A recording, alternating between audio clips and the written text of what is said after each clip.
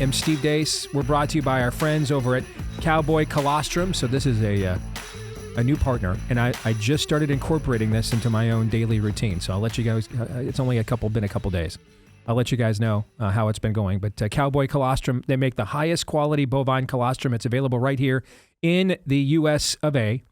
All right. It's not stripped down, not heavily processed. They use true first day whole colostrum, which means you're getting everything that's naturally rich in bioactives, the immune globulins, growth factors, full fat, high protein, nutrient profile intact. Just add a scoop to your coffee or smoothie. For me, it's my water in the morning. All right. And it actually helped it taste good. I'm doing the chocolate. It actually does taste pretty good, as a matter of fact. All right. So for a limited time, you guys can get up to 25% off your entire order. Just head to cowboycolostrum.com/Deace. Use the code Deace at checkout. That's 25% off when you use the code Deace at cowboycolostrum.com/Deace. Again, that's cowboycolostrum.com/Deace using the promo code Deace at cowboycolostrum.com/Deace. All right, coming up on today's show, I'm going to spend a couple different segments today, one at the bottom of this hour. And then I'm going to be joined by Katy Faust, who's put this effort together in the bottom of hour two. And we're going to discuss a new venture that's been announced just yesterday. I'm honored to be asked to be a part of it. It's called Greater Than. And the goal, frankly, is to restore the primacy of the nuclear family in American culture, including the overturning of Obergefell, and why that is vital and why that must happen. So we're going to discuss that in a couple of different ways. That's how important I think this movement is. So we're going to I'm going to share with you my personal thoughts at the bottom of the hour as to why I elected to go ahead and give myself one more job I probably don't have time for. But the cause is just, and it's worth the time. I'll make the time to make it happen. So I'll tell you about it from my perspective, and then Katy will tell you about the broader applications of what that means and some of the other personalities and ministries that are a part of this. That'll come up in the bottom of hour two. For Theology Thursday, we're nearing the end of our Roman study. We're down to the last two chapters now, 15 and 16. And there's a lot of greetings and salutations, shall we say, in those two chapters. So I'm pretty confident that we are. My goal was, or at least hope. I didn't want to have a goal. I didn't want to, let's just, mix sermon this thing. This is maybe the most important theological work in the history of humanity. So I wanted to make sure we, let it breathe. But I think my hope that we will finish it before we go to Israel, because then we're gone for a week. And that seems like a good break point to put a capper on that. And then maybe we'll come back and spend the next couple of weeks going through all the various questions that you guys have sent me that I still have saved, that the 2-year study we've done on the book of Romans has kind of spawned and inspired. And so with that hope, I think, intact, I'm going to take a break from the Roman study today. And there's a lot of conversations. We just had the March for Life. I was just in D.C. speaking to Seth Gruber's event, which is kind of a break off of the traditional pro-life leadership. I've had a lot to say about some of the tactics I've seen from some of the abolitionist people and why I think they're counterproductive. In fact, in one of the panels I was in, Abby Johnson, the author of Unplanned, and the film based on her story, she was on the panel with me. And so she's now become, hey, we have to criminally prosecute murder and give unborn children the exact same protections that are given to all other stages of human development. But what she talked about is that she came to this conclusion in spite of many abolitionists. And that much of the messaging that they had given her, much of the nastiness they had thrown her way, including sending her, memes and pictures with her basically sacrilegiously as the Virgin Mary, sacrificing babies, okay, because she wouldn't go along, that kind of stuff. It's just, odd, all right? But that doesn't mean that there's not a worthy conversation and debate that needs to happen here on our side moving forward. We are stalled out. That is very clear. What's not as clear is what should happen next. And there's a trend that's been happening in our culture on the other side of this debate that I think it's time to have a conversation, because that trend is only growing. And the notion of a bunch of women who are silently suffering because they're scared, and it's 1984, or in the case of my mom, 1973, and they have this quiet shame of being pregnant out of wedlock, and they don't know where to go and where to turn. And if we shame them more, we'll put them right into the clutches of Planned Parenthood. That's a real thing. Sure it is. But what you're starting to see now that we enter a full generation of third wave feminism installed and intact in our culture is you're starting to see that ratio is inverting. And it's no longer some kind of quiet shame. It's shout your abortion. It's an evangelism of the macabre. And I think we have to have an honest conversation about what that means the more that trend becomes prevalent. And so that's what I'm going to try to do for Theology Thursday coming up next hour. But before we get to all of that, let's kick this thing off with Aaron's rundown of what happened while we were away. What happened while we were away, brought to you by the Czar arrives in Minnesota. Border Czar Tom Homan spoke in Minnesota this morning after a couple of days of meetings with leaders in the North Star State. One thing we did agree on, though, everybody I talked to agreed on, was that community safety is paramount. One thing we all agreed on was U.S. Immigration Customs Enforcement is a legitimate law enforcement agency. I'm also pleased to announce I had a very good meeting with Attorney General Ellison, and he has clarified for me that county jails may notify ICE of the release dates of criminal public safety risks so ICE can take custody of them. Homan's comments come the day after Attorney General Pam Bondi announced the arrest of 16 commie street orcs accused of assault and other crimes against federal law enforcement, including this woman, Nazra Ahmed, who went viral over the weekend for holding a press conference after she claimed she was illegally detained by ICE. So I'm Somali. I'm proud to be Somali. To me, being Somali isn't just eating bananas with rice. It's a lot. It's like it's an interesting thing. It's very hard to describe what it means to be Somali and what it means to be American, but it's like a cultural fusion. It's kind of like the bananas and rice. You know, people don't really see, like, you know, it's you know, people don't think, oh, you can eat bananas with rice, but that's what it's like to be Somali and American. It's like that combination of banana and rice, but you're gonna get what I mean. Learning Somali today. Today's phrase is, we promise we do not get what you mean. Learning Chinese today. Today's phrase is, can you eat bananas and rice in prison? 在监狱里可以吃香蕉和米饭吗? Another video has emerged showing Alex Pretty, the terrorist who was shot and killed by Border Patrol in Minneapolis after he tried to interfere with an operation, tussling and committing crimes long before the fatal incident. In a video dated January 13th, Pretty can be seen screaming at federal immigration agents before vandalizing their vehicle. When they started driving away, the man kicked their taillight. An agent then got out of the vehicle, grabbed him, and pushed him to the ground. As you can see, he was armed back on the 13th as well. Ironically, if he was arrested then, as he should have been, there's a chance he could still be alive today. According to Axios, House Democrats have been privately advised by their leadership not to travel to Minnesota in support of anti-ICE commie street orcs. In an email from Hakeem Jeffries to his Democrat members, he cites security concerns for why they should stay put in their home districts.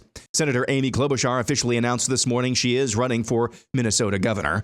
Federal Reserve Chair Jerome Powell announced yesterday no new rate cuts. The U.S. economy expanded at a solid pace last year and is coming into 2026 on a firm footing. We're a long ways away from last year's ad nauseum reminders from Powell that tariffs were just causing too much uncertainty to cut rates. Texas Attorney General Ken Paxton credited Blaze TV host Sarah Gonzalez this week with getting the ball rolling on a new and wide-sweeping investigation into the abuse of H-1B visa programs in Texas by Texas businesses. Standing outside a seemingly vacant single-family home in Irving, the supposed office of 3B's Technologies Incorporated, one of the companies Gonzalez scrutinized in a damning report on possible H-1B fraud earlier this month, Paxton said this. Thanks to you, we've sent them questions questionnaires. They're called civil investigative demands, and they're designed to find out what the truth is. What is actually happening? What are their actual practices? Are they defrauding consumers? Are they misguiding people as to what they're actually doing?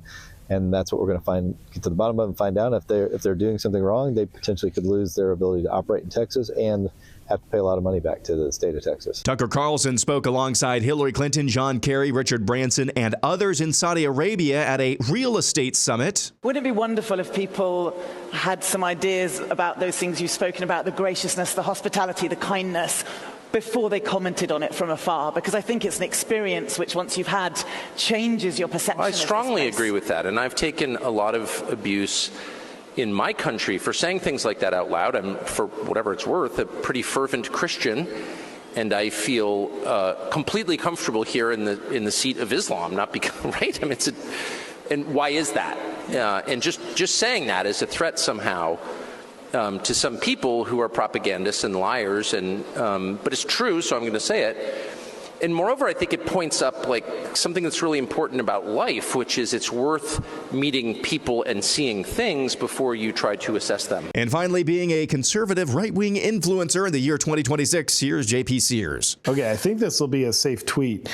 We should bomb Iran because the regime kills protesters. Let me try this. America first, Israel second. No. Israel 11th. Or America first and Israel is also America.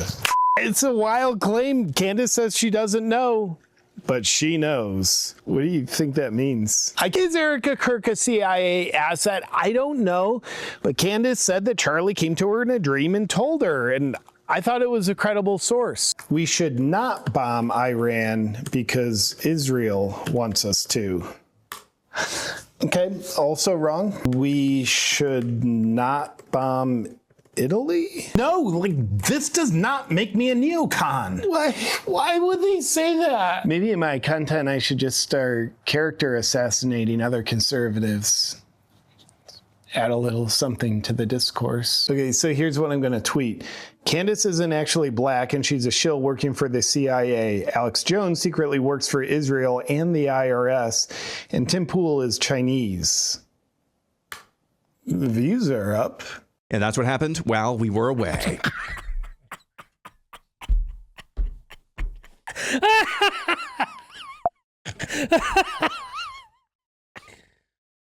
Oh, his affect is just. Thing is, I don't know how much of that is parody. I mean, I really don't. I have no clue how much of that is parody. The views are up. I mean, here's the thing, and I try not to look at this, but listen, I can see, all right, I've got nearly 300,000 followers on X, and I routinely post things that get 5 to 10 comments, routinely. Now, if I post in a couple of things, the comments go nuts, all right? But most of what I post, I get a dozen comments or less. I have the exact same experience at a much lower volume. And so why do I bring that up? Because if no one rises above their own worldview, okay?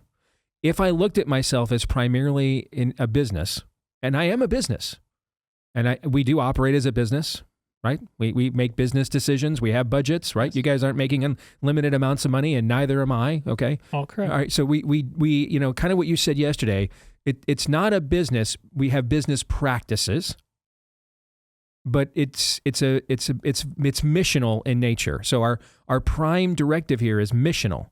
Now we have to acknowledge some business realities, all right? But when there's a choice between the missional and the business reality, not always, because we're human, but I would say at least since the time you guys have worked here, conservatively 80% of the times the mission's won out over the business. Oh yeah, absolutely. Conservatively, I think that's probably fair, right?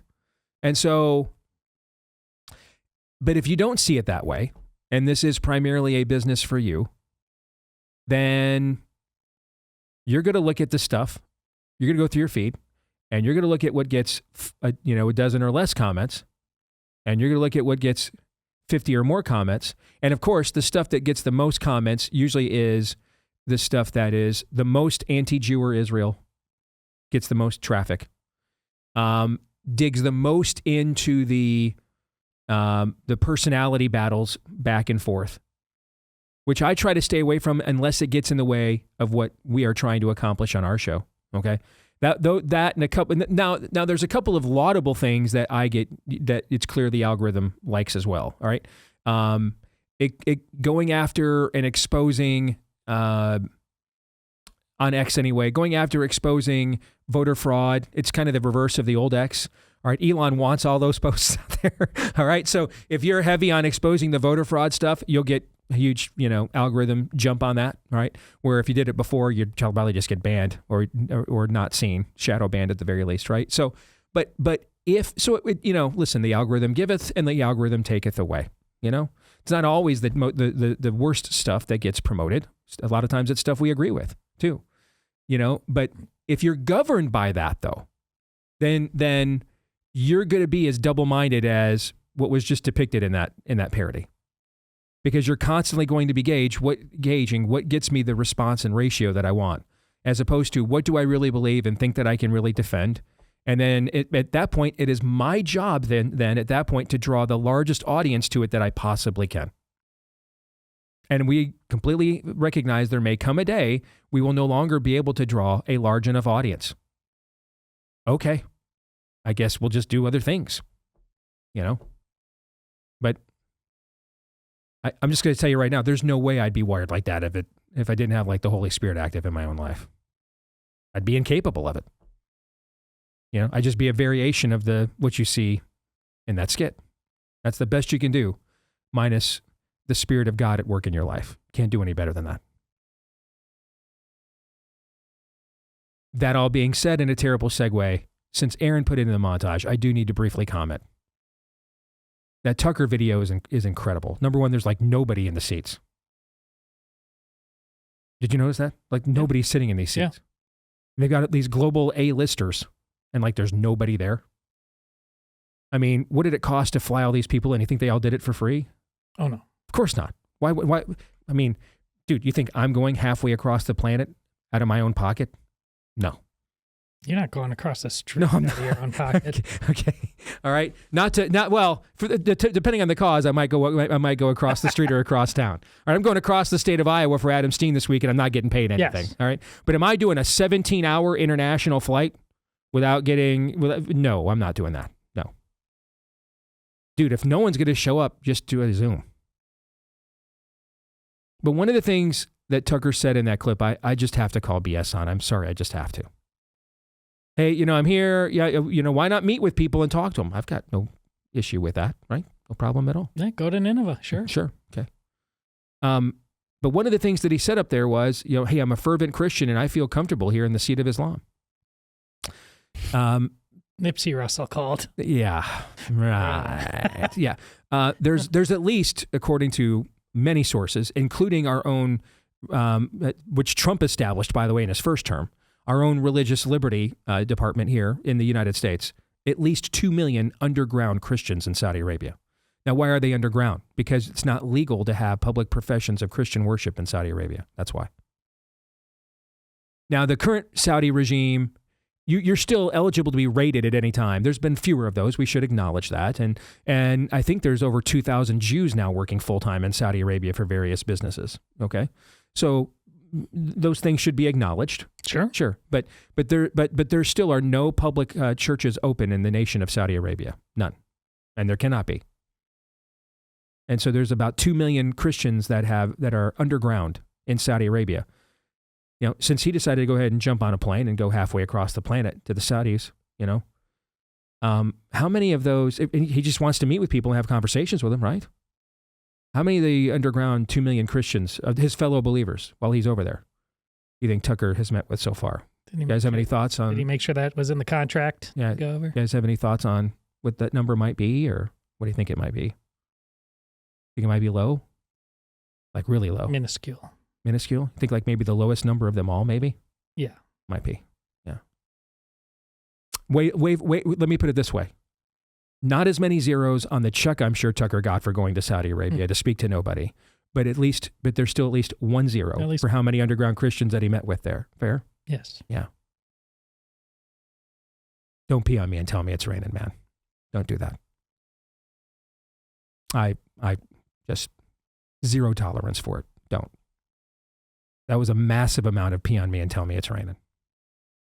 But what do I do when I also have to recognize?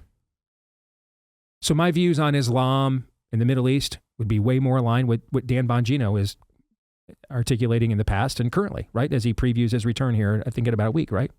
Yeah. Yeah. So, I mean, and when we get into the direction of the right and, you know, the overall internecine fight of where the right would be, I would say our show would be more aligned overall with where Dan Bongino currently is, or at least hinting he's going to go when he comes back, than where Tucker currently has taken himself. I think that's also fair, probably, right? Yeah.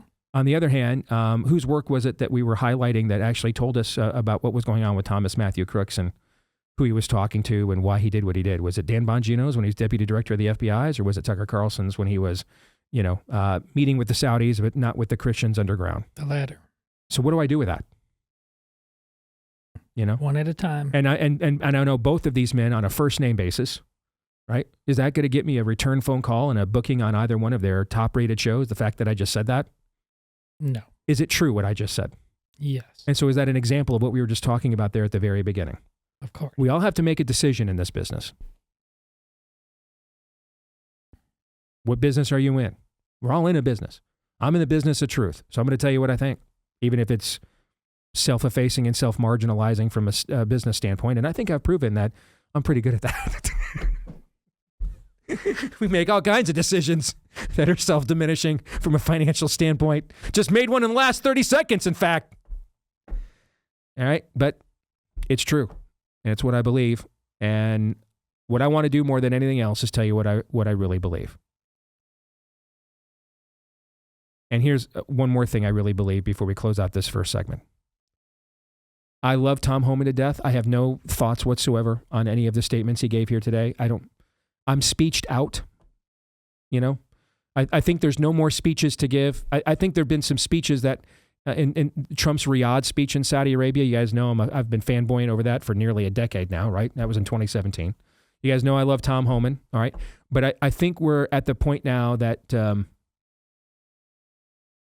quote the great prophet Toby Keith, a little less talk and a lot more action, okay? And so I think that I'm sure he said everything that he had to say, you know, and I'm not the target audience. And all of you watching and listening right now, we're not the target audience of anything that Tom was saying today, okay? But we won't know what any of that means until we actually see what comes next. You see what I'm trying to say? Yeah. We just won't know. We just won't know what it means, all right, until we see what happens next. How confident is anybody here on this program that Keith Ellison, Tim Walz, and Jacob Fry are going to honor their end of whatever conversations took place between them and Tom Homan in the White House? How confident are we? They are not going to honor whatever conversation. No. More or less confident than of how many underground Christians Tucker Carlson met with in Saudi Arabia, do you think? It's a humdinger. Yeah, that's a tough one. And I'm going to speak at CPAC this year, right? I think one of these things is not like the other. That's the least likely. All right. So because I just said what I just said for the last 5 minutes is one of the reasons why I'll never speak there. But at this point, it's just about what the outcome is. Now, all the speeches have been given, all the Truth Social posts have been made. There's no more words to be said now. And we're at the stage of this now where, you know, analyzing is paralyzing, as the great Keith Jackson used to say. All right, there's no more pregame show, right? The game's kicked off, right? No more, you know, pre-match vamping under the sun lamp, hose down. All right, Hulk Hogan and the Ultimate Warrior are already in the ring. Ding, ding, let's go. All right, I mean, there's time to see who wins, okay? And all the other posturing and everything else, which kind of sucks because that's the content you guys all love the most, but I'm bored with it. There's nothing left to do. And now we're just going to see what happens. Here is what I know for sure. The reason we, and I do say we, it's us against them. It is very binary now. How much have I loved binary choices throughout the course of my career, Todd, going back to when you first started listening to me? I mean, I'm very fond of them. I I submit to them easily. I succumb to them a lot. They do not rise to the pumpkin spice category. No. I'm not a binary fanboy. No, but it's very binary now. It is. May not like it. You might still think there's another third way. There isn't. There's not. It's very binary now. It's survive or die. It's win or go home. It's where we are. And so it's not the Trump administration. It's we. We're all on the same side now. And you feel free to go ahead and act like you've got some nuanced view. You do that. It's called sitting at home and doing absolutely. That's usually what it's called. Yeah. Or posting under an anonymous screen name with a Florida Gator logo. Yes. But understand, the All Saints Church in Minneapolis thought that too. And what's funny is they're the ones that actually got torched. All right. So you're going to be in the prison car next to us all, whether you choose to understand it's a binary now, whether you like that or not. You'll be in the prison car. They won't. In fact, they won't let you drive yourself. You'll be in the car right next to us. Okay. It's that meme. First time. Exactly. All right. So that's why I say we're all in this together. Now listen, they're the generals, but we're all in this together now. Okay. The reason we are able to make so many global deals successfully is because we've made examples out of people who matter. High value targets, Maduro, Assad, we dropped a Moab on him and he's out of power now. Assad, Khomeini, we obliterated his nuclear program. We're sending one of our aircraft carriers right off of just a stone's throw from his beaches or his borders right now as we speak. Okay. We've made high value examples out of people. And so we've exerted leverage. And another word for leverage is fear. We've exerted leverage, and so we're feared. And the reason why there are no deals to be made on the domestic side is we have not made an example out of any high value targets. And so we have no leverage and we're not feared. And it's really just that simple. And if we're going to make deals here, we're going to have to make examples out of somebody and names that matter, and no, not the bananas and rice gal, although I love that 3 minutes of the montage. It lasted the whole thing. All right. But that's not going to work. High value targets. I feel like Chris Rock right now. Instead of one rib, how about one rook? How about one bishop? I mean, we're not going to take out a king or queen. How about one knight? Somebody in the back row of the chessboard has to go. You see, even if it's at least somebody in the back row of the chessboard has to go. All right, has to be made an example out of. Maybe a few, and until that happens, there will be no deals to be made with our domestic enemies. Gentlemen, your thought on that very random opening to the show. I just want to add one more thing. For the love of God, can somebody help out a sister named Sarah Gonzalez? She's got to go to all the drag queen story hours. Yes, she's got to take care of all the H1. Like, anybody there? I thought she was Latina. Turns out she's Jamaican. She's got more jobs than us. In fact, yes. Honestly, it is somebody. Or let's just make her governor now. One or the other. Either come to her aid. Because why? We got to do the Marco Rubio meme with Sarah Gonzalez. I'm sorry. Why? I'm glad Ken's helping, but what? Isn't it kind of embarrassing for him? I'm just to stand there. Like, why? Why did she have to do this? I don't think there's any good answers for that in Don't Mess with Texas land.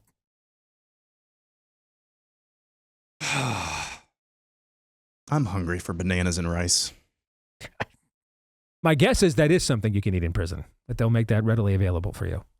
I don't think any of us begrudge her for being proud to be Somali. But I think we would just simply say, we have great news for you. There's a country called Somalia. So, nothing wrong with being proud to be Somali at all. That's what Somalia is for.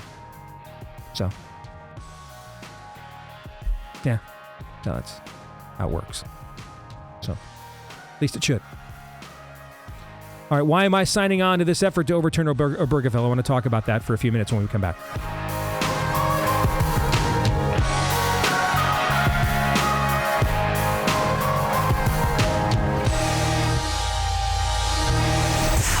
The Steve Deace Show.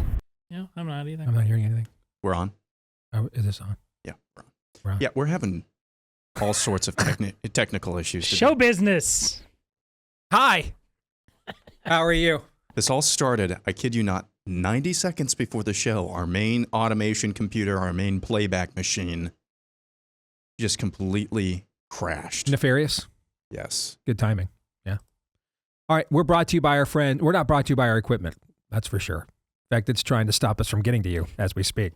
All right. But we are brought to you by our friends over at Jace Medical. One of my favorite things about Jace is they came on board right when the heat was the hottest, right? And they specifically saw what was going on with drugs like hydroxychloroquine and ivermectin. And they said, hey, why don't they maybe do that in the future again? But to things like penicillin and doxycycline and more. And so that's where the original Jace case came from, of venerable antibiotics, just in case. Jace wanted to make sure, just in case. That can never happen here. Happens again and again and keeps happening. Now, over the years, they've expanded it greatly. They are full throat now into the medical freedom arena. You can even get backups of your current medications in many cases as well.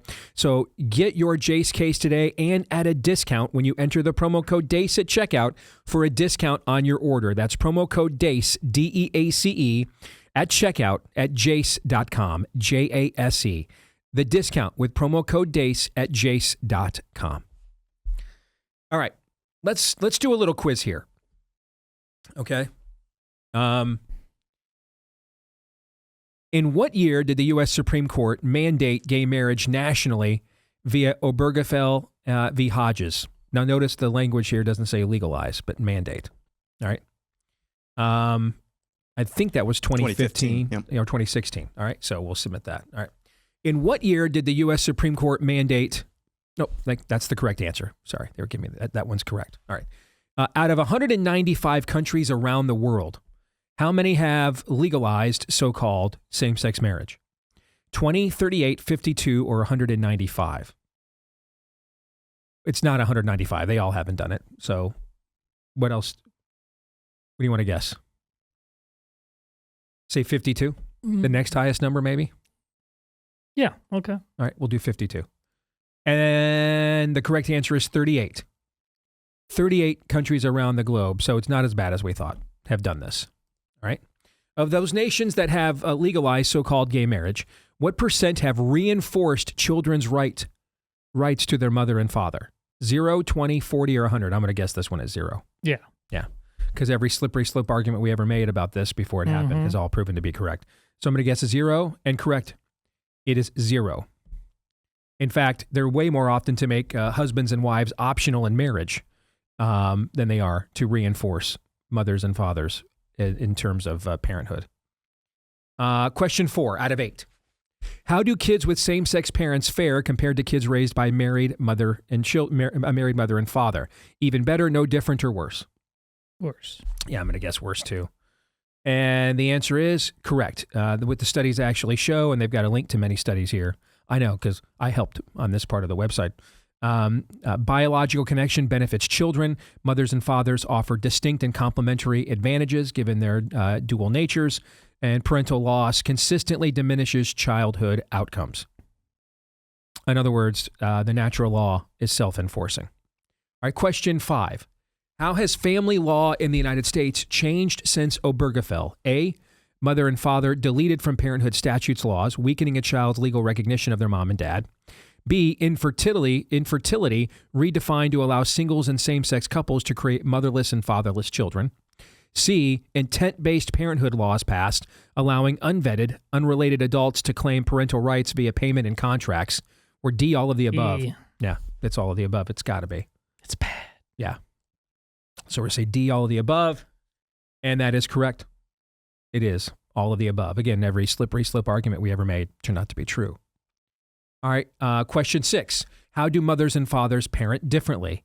A, they talk to kids differently. B, they have different discipline styles. C, their combined influence maximizes childhood development. Or D, all of the above. D. I would agree. It's all of the above. And correct. It's all of the above. Number 7. Which pathway to parenthood does not center the child? A, naturally born. B, adoption. C, de facto intended parenting. And intended parenting, by the way, is the term we're using for people who can't have kids just decide that they're going to, manufacture one. Yeah, never heard that phraseology before. We didn't really that was the best term we had to come up with it. Just it's intended parenting. It's not, meaning that the emphasis is on you and what you want and not on what's best for the child. Okay? So that. All right, and that's correct. That is the answer. And then number 8, last one. True or false? Remember this, Diddy. We used to hear this a lot, decade or two ago. Gay marriage doesn't affect my family at all. True or false? Yeah. That's a classic. Yeah, that's going to be a false. The lie was the point. Yes. So you can take this quiz yourself. If you go to Greater Than Campaign, THAN, greaterthancampaign.com, greaterthancampaign.com. Later in the show, Katy Faust, who is the bulldog who put together this alliance, this consortium of voices on our side and organizations on our side. She's going to tell you more about this and how you can get involved coming up in the next hour of the show. But I wanted to just take a few minutes here before then and share with you guys, just for me on a personal level, why I signed up for this. And there are 2 reasons why. One, it's a value. It's truth, which is why I was involved in these fights when we were having the marriage amendment battles around the country back in the day, which is why I helped lead the historic taking on of the state Supreme Court justices here in my own state 15 years ago. I mean, this is just a matter of truth.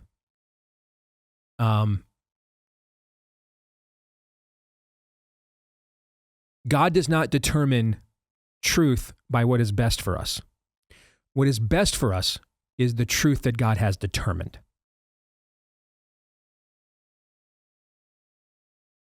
The root word of God, or the root word of good, is God. No one is good but God. He alone is holy. He alone is without sin. So what he declares for us, therefore, since he made us in his image, since he sent his son on our behalf to pay the penalty for our brokenness, what he says is good. When we go against that, or we test that, there are consequences every single time. And we have paid terrible consequences for that as a society. And now all of the arguments, all of the slippery slope arguments that we made to try to head this off in the 2000s and the 2010s, they've all been prophecy. They have all come true. They all have. The stuff they told us that those are slippery slope arguments. Well, slippery slope arguments are undefeated. Here we are. The genesis of all of this is Obergefell. Of all of it. Because we took the onus off of the point of parenthood is what's best for the children.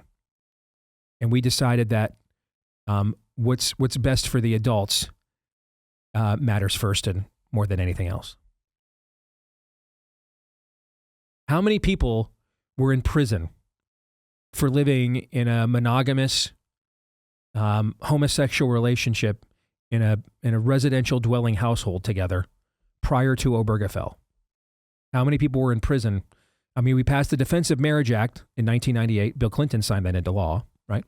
So from 1998 until Obergefell in 2015, how many people had been imprisoned, were currently in prison in the United States of America, or went to prison because they lived in a homosexual relationship in a single residential dwelling together as some form of de facto form of long-term commitment? How many? 0. You were making this argument all the way back when Texas was doing its dance. Yeah. 0. Because the point of, I can't speak for other eras. I didn't live in other eras. I can only speak for the era in which I live. The point of these marriage amendments was to stop the unraveling that has taken place since we gave up on institutionally defining it this way. And what you need to understand is that we institutionally redefined it so we could unravel it.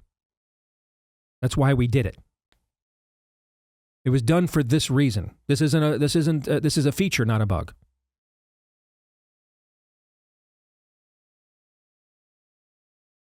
Now there are homosexuals who recognize this now. And that's why we have groups like Gays Against Groomers and others, because they recognize this has gone way, way too far.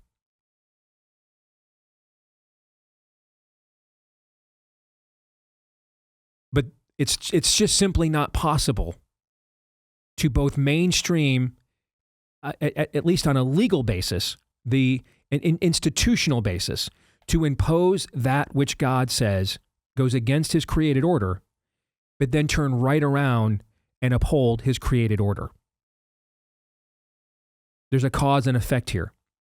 And the point of unraveling this was to get rid of God's created order.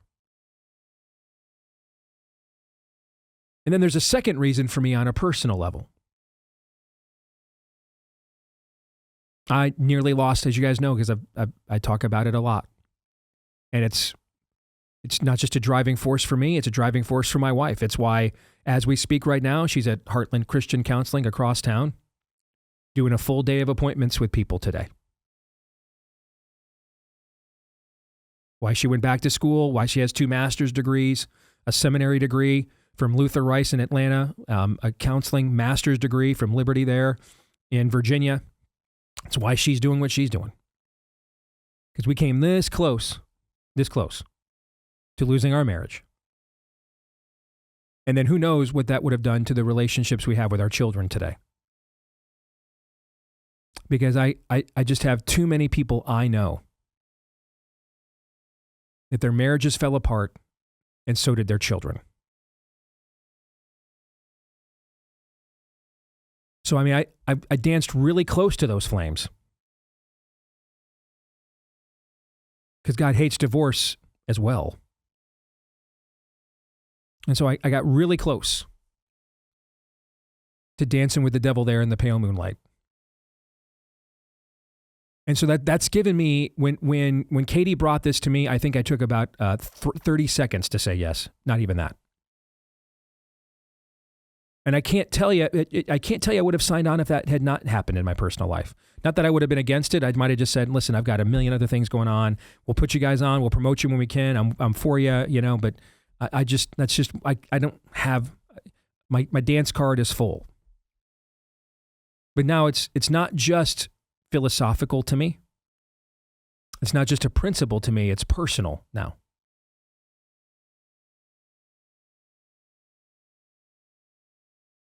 And we have absolutely no future as a society without restoring the primacy of the nuclear family. None. Zip, zero, zilch, nada. Cannot happen. God won't allow it to happen because it goes against his created order. I mean, this applies comprehensively. I was having this conversation via text with Daniel this morning on another issue, the economic issues. And Daniel sent me a text about how tangible assets have greatly increased in value over the last few years. And a lot of the paper money assets, the biggest corporations in the world, have declined in value over the last few years. And I just took a look at that and I thought, this almost looks like a testimony to the spiritual battle on a different front. The Word of God holds tangible assets in very high esteem. Who placed those tangible assets? Who placed those tangible, those minerals, those valuable assets? Who placed them into the earth? God. And the paper assets, the stuff that is driven by perception, that's all the stuff that belongs to the kingdoms of this world. And so when you hear me do live reads for like Birch Gold Group and you hear me say stuff like, in times of debasement, people go to these tangible values. Who's doing the debasing? The kingdoms of this world do the debasing of their own economies and currencies, right? Yes. They decide, I be like God, we be like God. We can print our own fiat currency. We can just make our own economy. We can impose it on everybody else. We conjure reality. And then eventually reality catches up and there's a price to pay. And it's the things that are actually parts of the ongoing reality. God's created order, they rise in value because they're tangible. And the stuff that is fleeting, perception, emotion, desire, the stuff that comes from us, eventually we put so much faith in them, they depreciate in value. That same thing applies here when it comes to the family. We have no chance as a civilization without restoring the primacy of the nuclear family. Zero. It just simply cannot happen. It just goes against God's created order. It's impossible to occur. We couldn't do it if we tried. And we're trying now. How's it working out? So I wanted to make sure I took a few minutes to explain to you guys so I didn't hijack all of Katy's time, because I want her time here at the end of the show to be her time to talk about the movement and why she started it and how you guys can get involved. But I wanted to take some time here before we brought her on in about an hour to explain the decision as to why I decided to take this on, in addition to the other 37 things I'm taking on at the moment. Gentlemen, you have any thoughts? Well, whether there are 37 things, the number goes up, the number goes down. If it's God's will be done. I mean, the way you just said, Steve, like it was like, oh, by the way, because divorce is a sin too. Steve, our entire lifetime has been a whittling away and chipping away of that reality. Even my experience, my parents are both gone now, but they never got divorced or anything like that. But parallel to that, my entire world was watching many of my friends' parents getting divorced. It was becoming so normalized within a Christian worldview that you don't realize until much later how, even if your own parents get divorced, how a default evil has gotten into and you just so lowered the standard for what its existence is supposed to be, especially because this is all happening while people are marching to church. That cannot stand. God will not be mocked. Talking about foundations here of any civilization.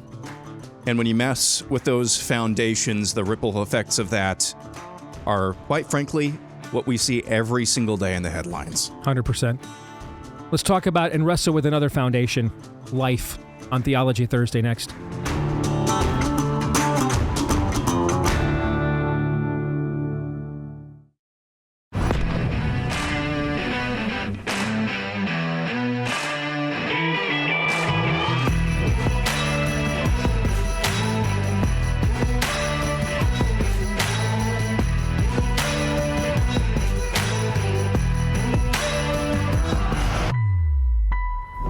All right, back here with Hour 2, live and on demand on Blaze TV, radio, and podcast with Todd Erzin and Aaron McIntyre. I'm Steve Deace. Let us know what you think about what we think via the stevedeace.com inbox by emailing us, steve@stevedeace.com. That's DEACE. Like us on Facebook, we, and Gab. You can follow me at Steve Deace Show on X, Instagram, and TikTok. You can also subscribe to our YouTube channel at Deace Show on YouTube. That's at Deace Show on YouTube. And subscribe to the podcast. Hit that subscribe button or follow if you're on Apple iTunes. And that's how you're going to know that you won't miss a single episode, because every time we do one of those, it drops right there in your podcast feed. And you can also, if you love the podcast version, let everybody else know you do too by leaving us a 5-star review. Tens of thousands of you have done that. Thank you all so very much for each and every one of those. And thanks to our friends over at Chirp as well. One key way to make sure that you don't give in on your New Year's resolutions, particularly when it comes to getting healthier and more active, and you want to follow through. This is the year you're going to follow through. All right. Preventative health and maintenance is key. All right. You start moving parts of your body you haven't moved in a while. You start using muscles you haven't used in a while. The body fights back, right? Until you can train it or discipline it that, nope, this is the new lifestyle. And then it will encourage you because it wants that in the end. But you've got to reprogram it. And that's where Chirp comes in. Whether it's that rolling power massager, I've got to head out to Phoenix for a couple of meetings next week. So I'll be doing the show from there. I'll be taking that with me. All right. Whether it's the Chirp Contour, and that is, we have a decompression and massage table right there in your own home. Professional grade relief, which is spinal decompression, soothing massage, relaxing heat to ease pressure, loosen stiff muscles, etc. Whether it's trigger point rollers, you definitely want to get to know what those do. All right, that particularly to help you from a workout perspective and to keep that going, to keep that active. These things are vital. It's what's helped me to stay active now well into my 50s is the guy that my buddy Jake, who taught me how to start getting serious about my health. He showed me the way on these things. And back then they were really new. And then you were kind of like, can you trust these places? Well, now you can. All right. These are all FDA approved treatments from our friends over at Chirp. So go to gochirp.com/Steve, CHIRP. That's gochirp.com/Steve. Again, gochirp.com/Steve. So we're take a little time out from our Roman study here because we're almost to the end, and I think we're on track to finish it before we go to Israel here in about a month. And I want to take a sidebar here and have a theological discussion about the issue of life.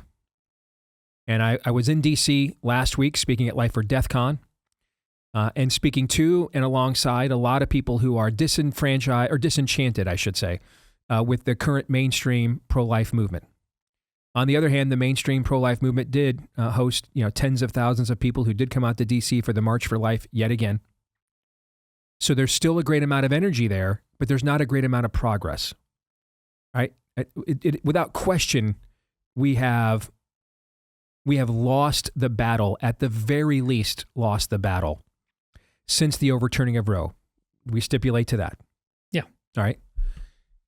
It's more subjective as to whether or not we've lost ideological grounds or we've actually lost ground on the issue itself. We celebrate there's fewer abortion clinics open in much of America than there has been in the past, so that's a good thing, right? At the same token, now, because of the 2 abortion drugs being so readily available, every mailbox in America, it can be effectively an abortion mill. Right. So that's a problem. Okay. Something I thought was interesting at the Moms for Liberty debate that got brought up, not by my candidate, but one of the other candidates, Zach Lane, brought this up, talking about what's in our water. Oh, yeah. And when he said this, it made the hair on the back of my neck stand up. I had not even thought about it. And he said, hey, we're telling all these women, go home, take these abortion drugs and then miscarry yourself and then, flush the remains, over the toilet and then flush all the remains down the toilet. That's going right back into our septic system. Right? You remember that part? Oh, yes, I do. Yeah, that gave me a yo. It's all part of the plan. Yeah, I hadn't even thought about that. Okay. Oh, yeah. So we don't have any political capital. I think we can all state that this is a fact. We're out of political capital. President Trump recognizes that he has more cachet with most of pro-life voters than their own pro-life leaders and organizations do. So he feels no pressure whatsoever to spend any more of his political capital on the issue. And from his perspective, hey, I kept my promise. I told you I was going to be the president that overturned Roe, and that's what I did. And I spent an immense amount of my own political capital. I'm still taking hits for it, but there's really not much more to be done now. You guys wanted Roe overturned. I did that. Now you go fight it out in the states. It's not a federal issue anymore. Agree or disagree with his position on that, but I think that's a factual summation of what his position currently is. It's fair. Yeah. Okay. Oh, absolutely. All right. You were, we pointed it out in different contexts how this. Put him against the previous standard bearer for such things, his own vice president, Mike Pence. He just kept looking at that guy. I mean, what did Trump do vis-a-vis abortion versus, for example, what Mike Pence did on RFRA and the level of cowardice he showed? To your point about him just saying, what? I'm carrying way more water on this issue and all other issues that you claim to care about. Every time I try to do something about it, I can't get you to back me up. So yeah, damn right he's done more. Now, the debate is, should he do any more? I would be in the camp that would say yes, but I also understand the reality of the situation. We have no leverage. We have no capital. That's my point. To assert that. And the reason I think we have no leverage or capital is we don't agree on where to go next. All right. And what's emerged post-Roe are essentially two camps. The traditional pro-life camp, and sometimes they're called abolitionist, although there's a lot of people that agree with abolitionists that don't, I found this out at Life or Death Con, that don't want to be called abolitionists because they see the same things I see about the messaging of some of these people, and like, equal protection. We're for equal protection. All right, we want equal protection of life under all stages of development. I don't want to be associated with the people, lighting themselves on fire in legislatures and telling every, 75-year-old woman who's voted for every pro-life bill her whole career that she actually is working for Satan and didn't know it the whole time. I'm not with those people. And I think if you're in that camp, you need to stop and ask yourself, how is it that you took upon yourself the branding of arguably the most successful social reform movement in the history of this country, and people don't want to be called that? That's a great point. Think about that for a second. Just think about it. Like if you were in Major League Baseball, you'd love to have the name Yankees, wouldn't you? What would you have to do to the name Yankees to not want people to be called the Yankees? It's that meme with pointing in the mirror. Go in there and make this about you. Yeah.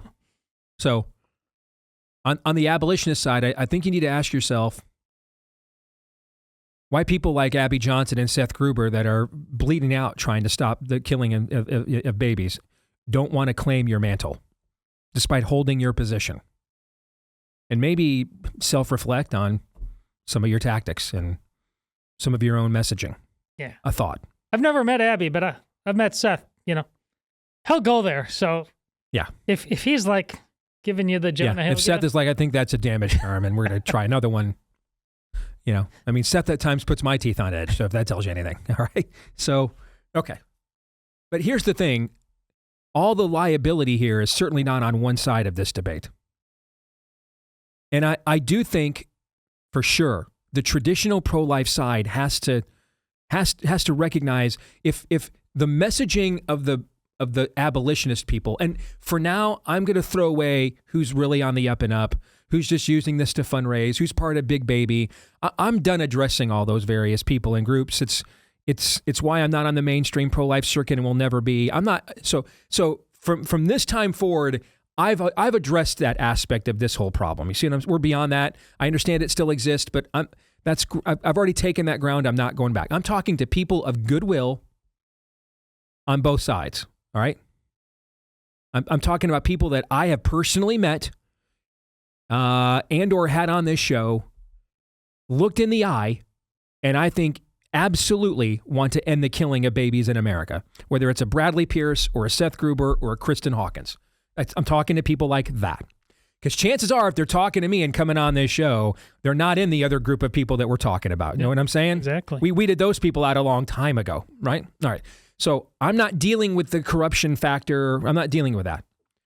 Earnestly, I want us to, people who really want to end this, come now, let us reason together. All right. I do think that, as I said to Zach Deakin, the state legislator in my own state, I did a fundraiser for Zach 2 years ago. I mean, Zach listened to my show, man, basically growing up, probably listening right now on the podcast at some point later today, right? He does have to, those that want to abolish this do have to recognize there are political realities. And the fact that you ran for office indicates there are political realities, right? And there is a political reality that we're going to have to figure out. If you want equal protection, your messaging is going to have to be better than ringing the incense and screaming, "Bring out your dead." It's going to take more than that, all right? You're in the political arena. You're not in the evangelism arena. Calvinistic presuppositional apologetics is not how statecraft is done.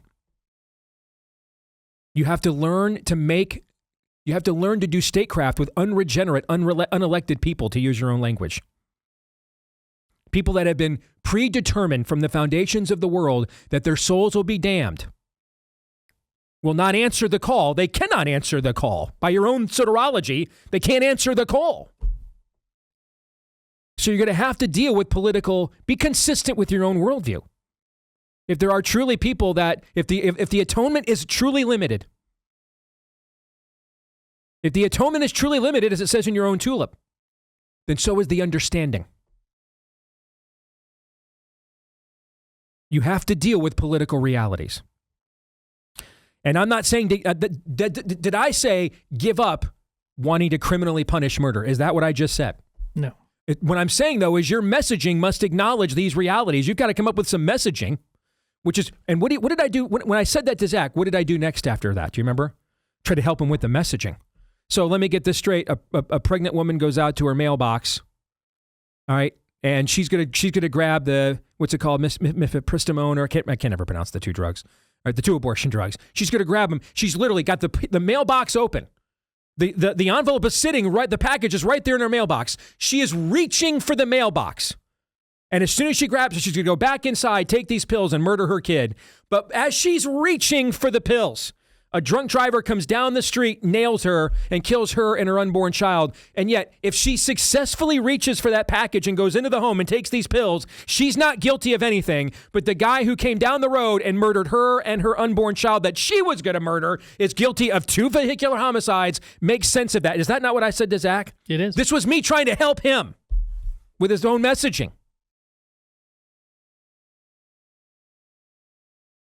Do not confuse give up your principles for your messaging sucks. Your messaging sucks means people won't agree with your principles. That's what it means. The Lord himself told stories, gave examples, performed miracles. He did not just sit around and pontificate demands. Messaging matters. And there's all kinds of messaging in the book. There's Psalms, there's law, there's history, there's stories, parables, there's prophecies.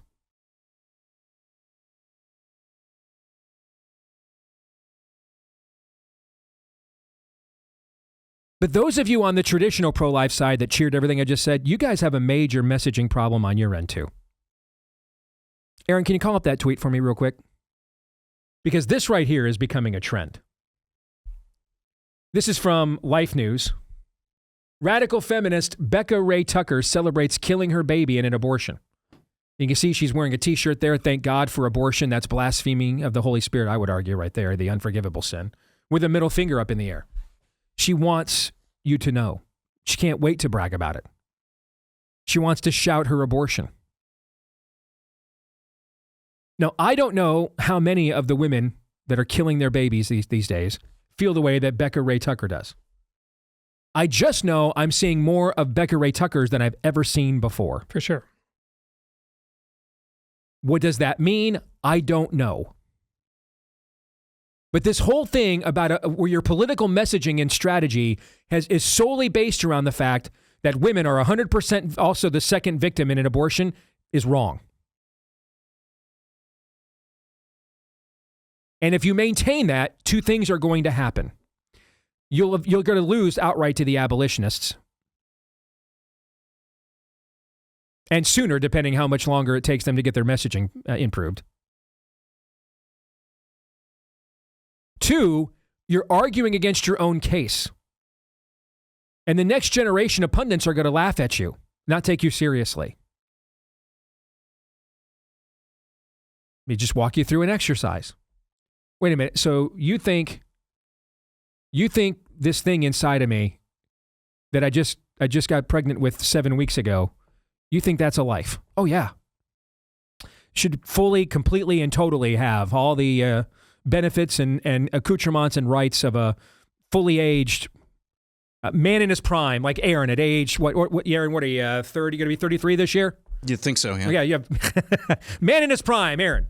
All right, that a child at 7 weeks of, a zygote, a fetus at 7 weeks of development, ought to have the full rights therein of a 33-year-old man in his prime, married with a couple of kids and a mortgage, paying the bills. They're the exact same being. That's what you guys think. Oh, yeah. Okay. So if I pull out a gun right now and shoot Aaron, I should be punished, maybe even given the death penalty. Oh, yeah, of course. All right, I go across the street to Planned Parenthood to kill my kid. Nothing? Well, you just don't realize that you're also just a victim. You're retarded. Stop. That's retardation. Stop it. You know who you sound like, frankly? I'm going to tell you, you're going to hate it, but it's true. That's why you're going to hate it. You know when you find like black people on the street and you ask them, do you think you should show a photo ID to vote? And almost every time, what do they say? Yeah. What, are you retarded? And then you'll find like white women and they'll be like, well, I mean, if we have a voter's ID, black people, they won't, they apparently they don't drive. Black folks don't have cars. They don't drive them. They don't own vehicles. They've never had a Sudafed in their life. Never to show ID to get a prescription. Pharmacies for blacks. Who knew? How many times have we pointed that out, right? Yes. That fluent cul-de-sac Karen cares more about the plight of the disadvantaged, oppressed black man, who thinks you're a retard because I have to show, he still thinks Trump's a Nazi. He still thinks that, but he also thinks you're retarded. If we show photo ID for everything else, I've got one. Yeah, thanks though. It's just preposterous that this affluent white woman cares more about, black voter representation than the average black American does. So it just sounds retarded, right? That's what you sound like. Becca, you don't know you're a victim. Becca, let me explain to you why you've been deceived. I don't know. I just walked you through my entire thought process. This is her response. I just walked you through my entire thought process and then put on the shirt and flipped you the bird and put it on TikTok and encouraged every other woman to follow my, to follow my lead. Open her legs, let men who don't care about you blast off in your wombs and go kill your kids. And you're here to tell me that I'm the one that I just don't really know what I'm doing here. It's retarded. It's messaging from 1996.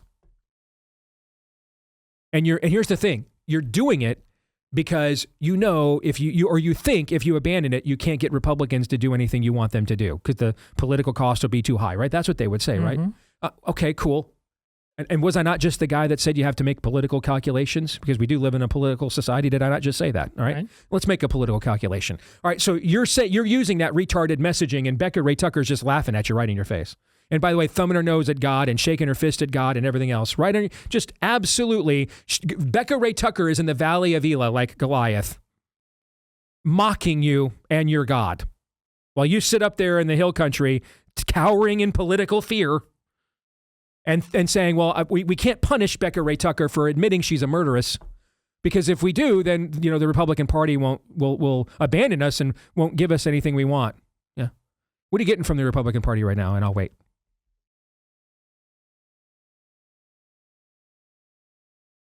Did I say there's never a place for political calculations? Is that what I said? No. I just said, let's make the political calculation. All right. So in return for sounding retarded and arguing against your own premise and dividing your own people, turning your own people against you, the ranks of the equal protection and abolitionist people are only growing. And young people are like, why are you in my state opposing a bill that would ban all abortions? I thought that's what we were for. You're doing all of that to maintain a seat at the table of the Republican Party you do not have. You don't have the seat. They yanked it out from you. You're stapler guy. You've been moved way down the hall. You still think you're working there. You're not. They've moved on. They've just moved on.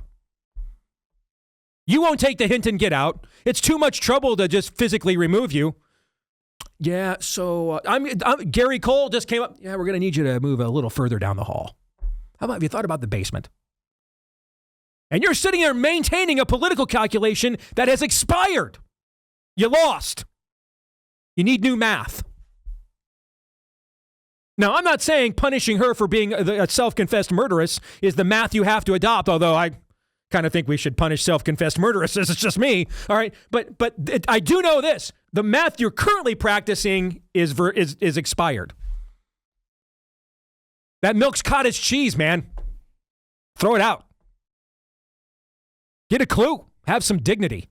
They've moved on. You don't have a seat. There's no seat to protect. Nobody cares. They're not listening. They don't care. And you sound retarded. She's flipping the bird at Christ. And you're like, listen, lady, were you abused? You know who you also sound like? This is what lefties said in the 80s. Well, we can't execute serial killers. That's Michael Dukakis. Well, I know that, when we was asked at the debate, remember that we were kids? If your wife were kidnapped and murdered and raped, would you want the death penalty? Well, I'd want to understand why he did that to poor Kitty. That election ended right there, right? Yes. I guess, he just didn't know. He just really didn't know that he was part of an oppressive patriarchal regime and had imbued all these lies that made him who he is. And we got to get to the root cause of crime. I'm old enough to remember when we all thought the root cause of crime was criminals. Criminals were the root cause of crime. That looks like a criminal to me. Doesn't look like much of a victim to me. If she's a victim, then every criminal is. Marinate on that one. If she's a victim, every criminal is.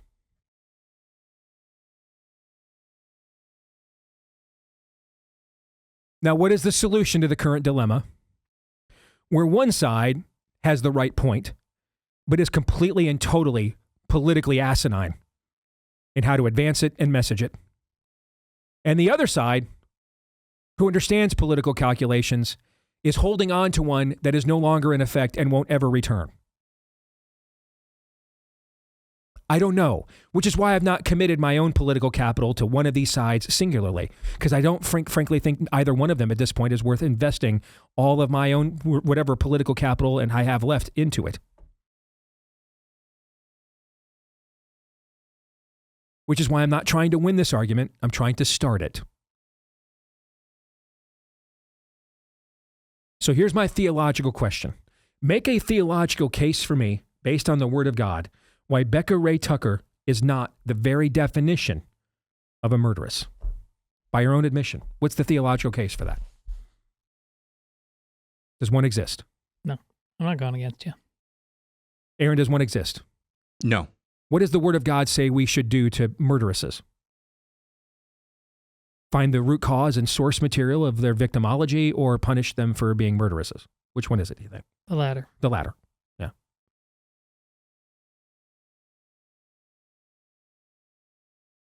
So the conventional pro-life movement has staked out a position that has no political capital, and when looking at Becca Ray Tucker, increasingly no moral legitimacy.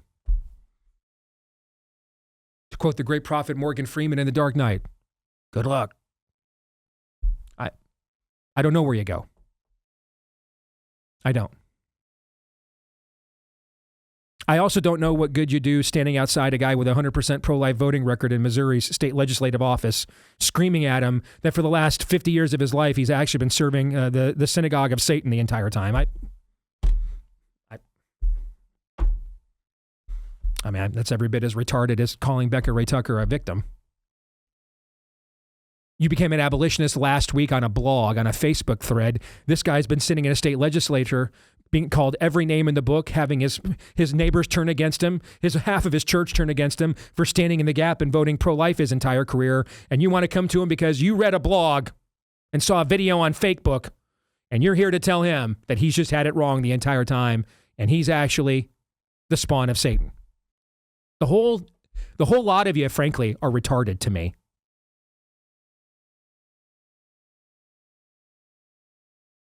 And I want to make sure I've offended nearly everybody, because that was frankly my goal with this entire segment. Is there anybody I've missed here?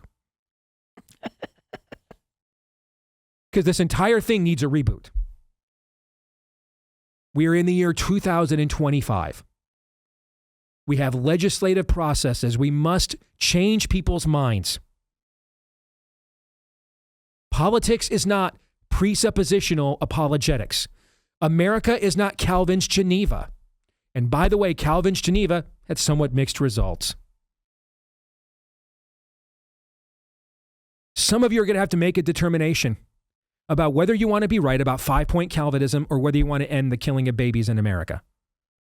Make that choice first, and then get into political activism. However, over here, some of you have just, the system is laughing at you.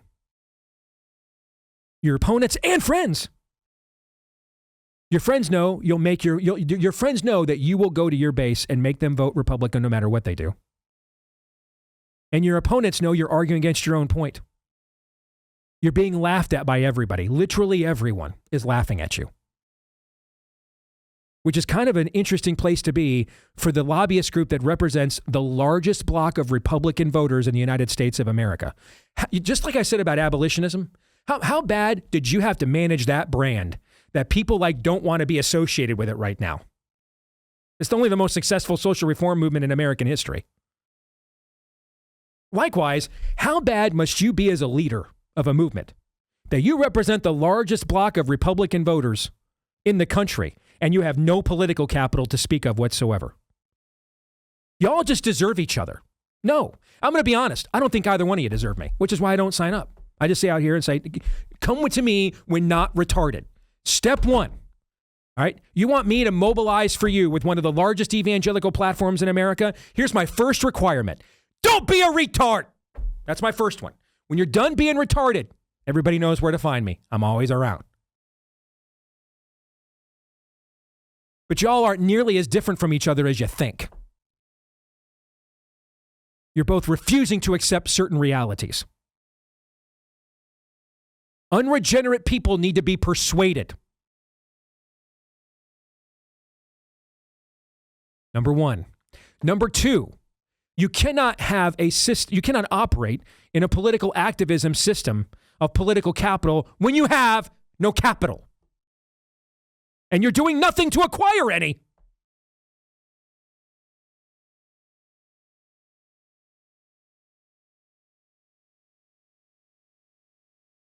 But if Becca Ray Tucker, or is it Turner?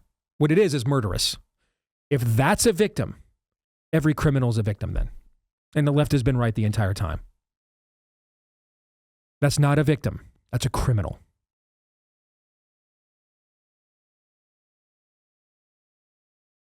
And I sincerely don't believe God is going to honor a movement that doesn't recognize a very simple truth like that. And as evidence to that, I will attest to the fact he's currently not, in case anybody's noticed. Do all the striving you want, hold all the marches you want. God's not advancing the ball for us anywhere. Anywhere. We're blocked everywhere we go because we forgot our first loves.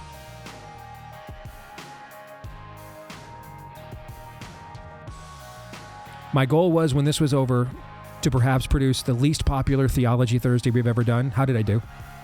It's in the ballpark. Okay, because I just wanted, nothing else. I wanted to accurately express my overall frustration with the whole cotton picking thing. Did I do that at least? Amen. Amen.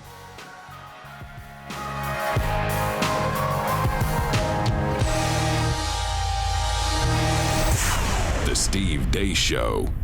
All right, back here on the Steve Deace Show, and if you like that last segment, and frankly, I can't imagine why you would. All right, but if you like that content, you want access to everything we do here, including the exclusive content like the overtime that we're going to record for you right after today's show. Make sure you don't miss anything here at The Blaze. We are challenging false narratives, confronting bad ideas, applying first principles. That's what we're all about here on our show. That's what we try to be all about here as a network as well. You can subscribe today at blazetv.com/Deace.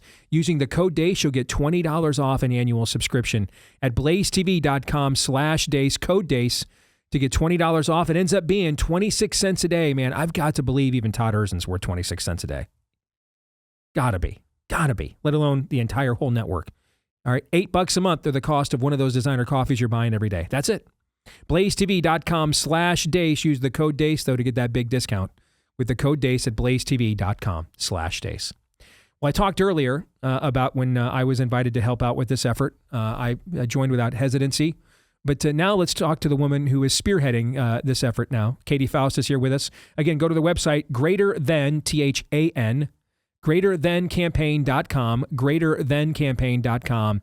And Katie's going to tell us now a lot more about why she formed this coalition and what it hopes to accomplish. Good to see you, Katy. How are you? It's great to be with you, and thank you for being a very early member of the effort to overturn Obergefell in the name of justice for children. I got to say, you get like 5 stars when it comes to participation. Well, thank you. So I'm really grateful for your early and enthusiastic involvement in this effort. I appreciate it. Now, you have put together a pretty impressive list of allies here to launch, so tell our audience about some of those. Yeah, I think that once we put all the logos up, we'll probably have at least 50 public partners, and then we probably have another 30 that are behind the scenes that, for whatever reason, can't put their name on the website. But what we really have here is we've got all corners of conservatism speaking with one voice. We've got influencers like you and Ali Stuckey, Michael Knowles, Lila Rose, Megan Basham. We've got religious leaders like Albert Mohler and John Stonestreet. We've got massive think tanks like the Family Research Council. We've got pro-family organizations like Focus on the Family and religious organizations like Word on Fire and the Colson Center. And then we have a variety of different state-level policy organizations that state by state advance right to life, right to marriage, right to religious freedom issues that are all on board as well. So you can go to the Greater Than campaign, click the About Us button, and you can see that what we've got here is this amazing coalition of people from a variety of different sectors who are all speaking with one voice. And what are they saying? They're saying, don't touch the kids. Whatever it is you want to do in your private life, don't touch the kids. But Obergefell was a nationwide, state-enforced, we're going to touch the kids. We're going to take the kids.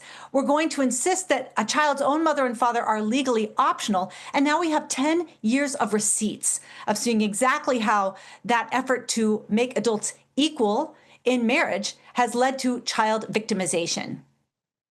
Let's start with these words, right? When people go to the website. So the two things you're going to see right when you go to the website. One of them we walked the audience through earlier, Katie, and that's the quiz at the start. So we had that. We did that quiz for our audience about an hour ago. So once you go back to the website, the first thing you're going to see is this line. All right, children are greater than equal. Tell our audience what that means and why it's important. Maybe some of you guys are older than 10. And you can remember what that battle up to gay marriage led to in 2015. And you probably remember the bumper stickers on the back of the car or the stickers on the water bottle that just had the equal sign. And it was a gay marriage promo logo. What were they saying?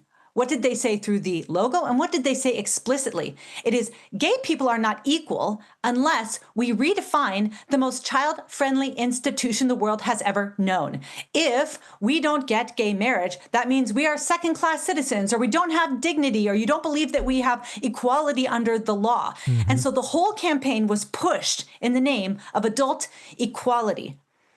But now, over the last 10 years, we have seen, like many of us warned, that legalizing gay marriage was going to lead to inequality for children, that making two adults of the same sex married means that children were going to lose their mother and father. And that's exactly what has happened.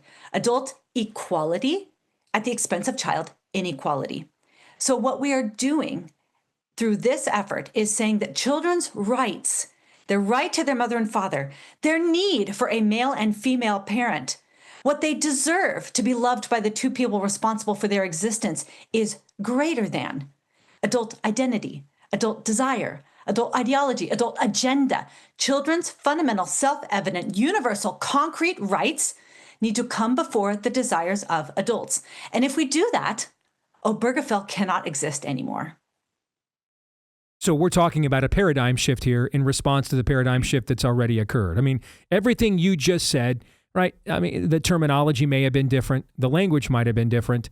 But effectively what you just said summarized about, 2,000 years of Western tradition and understanding and epistemology on the subject of family and its purpose and reason for being, right? That's exactly right. So that's all been completely disturbed here in the last decade plus. And so what you're really talking about now is a paradigm shift in response to the paradigm shift. That really, the point of these relationships is not adult actualization or sensual fulfillment or emotional fulfillment. All right, it is for the protection and preservation of human society vis-a-vis the next generation. Our most precious human resource is, well, humans. Yeah, that's exactly right. There are these non-negotiable realities of the human child. Let me tell you what a couple of them are. Number one, they come from a man and a woman. We know sociologically that one man and one woman are statistically the most connected to, invested in, and protective of children over and above other adults that would parent them, have a romantic relationship with their biological mother or father.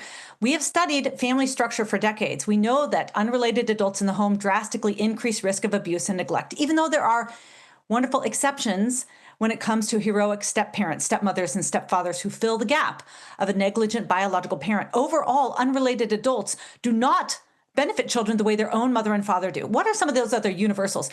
A male parent and a female parent maximize child development. Mothers offer distinct and complementary benefits when it comes to child rearing. Fathers do different things, and those differences are equally important when it comes to raising children who are going to be able to go out into the world and thrive on their own. What are some of those other realities? Children have a hard time answering the question, who am I, if they can't answer the question, whose am I?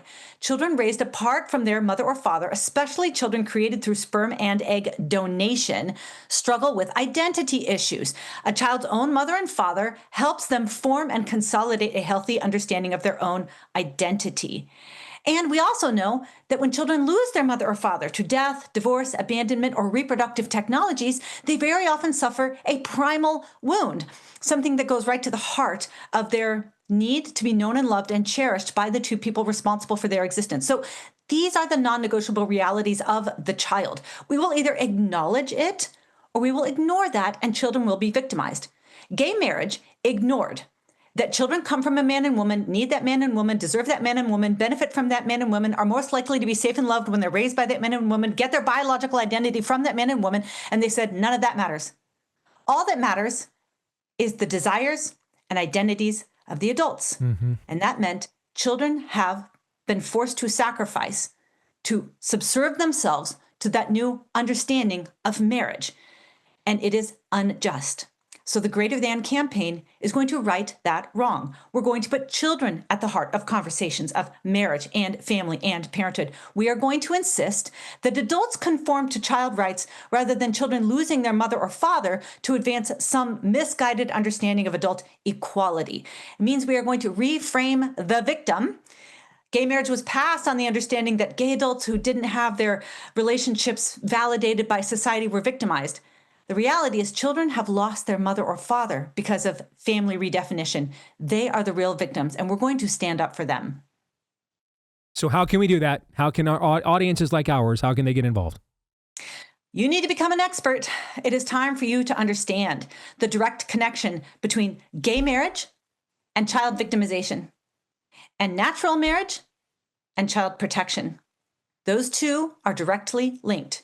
A proper definition of marriage is going to bolster, support, and safeguard child thriving. Redefinition of marriage, making husbands and wives optional, redefines parenthood, making mothers and fathers optional, and that victimizes children. You need to understand that. You need to know very clearly why marriage is plan A for child protection. Next, you need to have the courage to say it out loud. And that's what we hope we're going to be able to do for you, the ordinary listener. Go to greaterthancampaign.com, sign up, get our newsletters. We will equip you. Follow our different efforts to insist that children come first on policy matters state by state, and then watch as those insistences that men and women are different, that children should not be bought and sold, that infertility actually is a medical diagnosis, not a social standing, so that gay couples can have IVF subsidized services and create motherless and fatherless children using tax dollars. Come and let us show you how we are going to battle on behalf of children through policy and therefore erode the very foundation of gay marriage and Obergefell.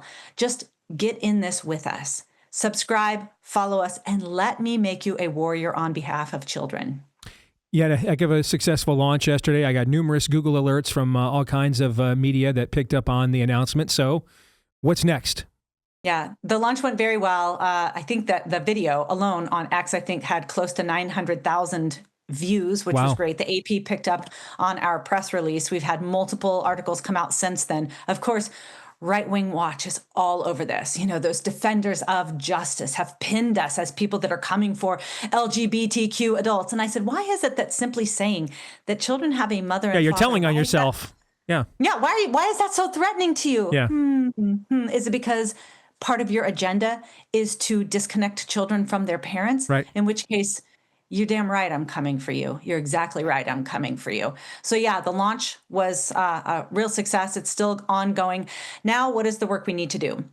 We need to get great policy into the hands of state level lawmakers. We have several different offerings, several different options that virtuous, courageous, child defending state level reps and senators can submit to start to reassert the rights of children to their own mother and father. So we've got options for legislators.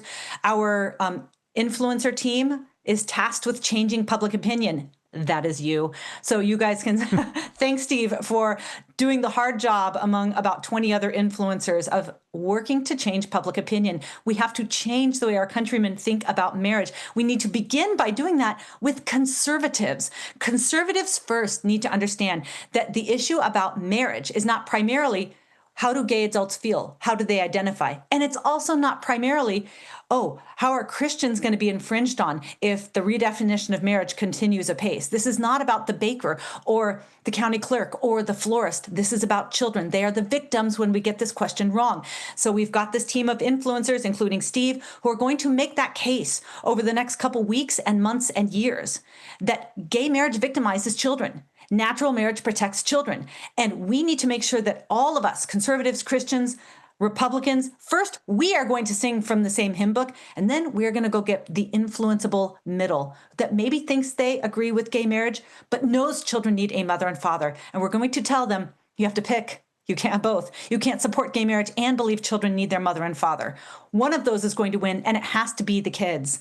And then we need to turn the church into a child-centric fighting force. So we're in the process of developing materials that are going to work for Catholics and Protestants to communicate why God's design for the family is so good for kids, and then illustrate through biblical scriptures and history that Christians all throughout time have protected children, even if it meant pissing off adults. And that's what we need to do today. That'll preach right there.